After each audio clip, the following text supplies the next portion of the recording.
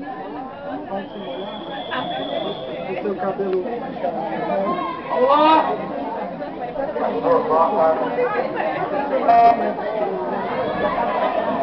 35ª prova, 50 metros borboleta feminino juvenil 1.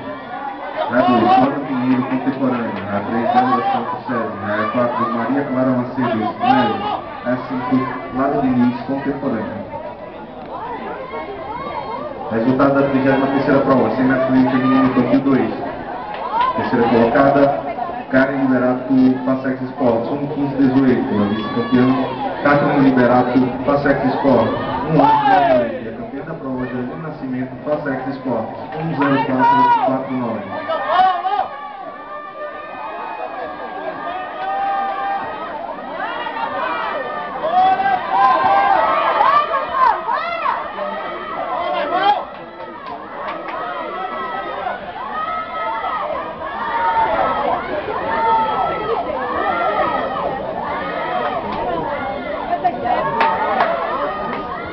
Chegando no parque aquático, o professor Laurence Borba, Duda.